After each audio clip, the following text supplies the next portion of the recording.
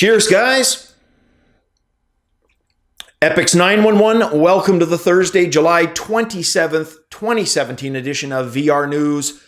Lots to cover today, so let's jump right into it. Starting with our first story, Arctica Dot or Point One. This is a game we've talked about literally for the greater part of half a year.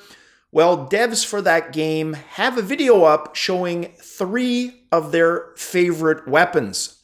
The first one, they call this the Minotaur Revolver. It fires single or double action and reloads using the tried and true flicking of wrist action.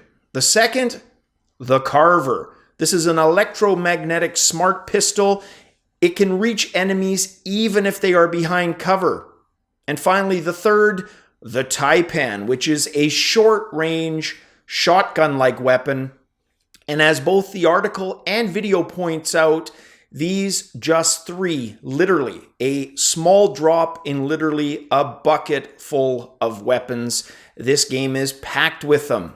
Arctica Point One coming to Oculus Rift sometime between now and October.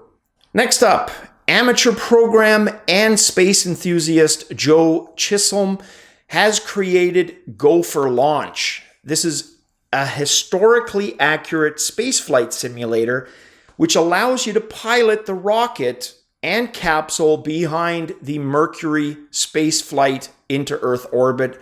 Very freaking cool. Joe worked with actual NASA historical data to recreate the experience down to an insanely crazy level of detail. In an email to Upload VR, Joe stated that every last nut, bolt, switch, and lever functions exactly as it did in the original Mercury spacecraft. So he's got a fully interactive cockpit that works with both HTC Vive and Oculus Rift. He's been working on this going on 3 years now and expects to launch this September. If you want a small taste of it, he does have a free demo. It is available via Viveport, and you will find it in the description below via a link. Darklord, a Chinese developer, revealed at this week's China Joy event that they will be releasing a AAA quality VR game they are calling, ready for this? Reboant Rise of the New Hort. Whatever the hell that means. The graphics look amazing, and I'm going to say the usual. If the gameplay can match the graphics, should be a pretty damn amazing game. The story makes absolutely no sense, but then again, neither does the title. Likely going to have to wait a bit for this title's plot and purpose to make any sense. Felix and Paul Studios have created quite a few examples of 360-degree content, but nothing clocking in at the 40 minutes that their latest effort, Mayubi, clocks in at. The movie itself takes place in 1982, was shot in 360-degree and 3D, and features a toy robot main character. So everything that happens in those 40 minutes from the vantage point of you, the robot's eyes.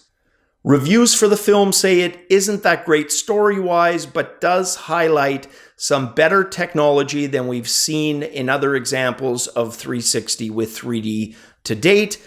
Launches today for free on the Oculus Rift and Gear VR headsets via the Oculus Store. And our last story. Earlier this year, HTC became an official partner with Google. We knew that that was going to end up in a standalone HMD of the Daydream variety. Now, this announcement. HTC announcing a similar device, but available only for the Chinese market. It's going to have a Qualcomm Snapdragon 835 chipset, and rather than using Google Play as a storefront, it's going to use Viveport. And while all that is happening, there's also a company called GameFace Labs that is working on a crossover device that is designed to access content from multiple storefronts. So you could be pulling apps from Google Play, Steam, pretty much one-stop shopping, which with all this confusion makes a hell of a lot of sense. Well, that is it for the news on this Thursday, guys. Tomorrow, Game and Friday. Hopefully you guys have a good evening. Bring on the weekend. As always, cheers.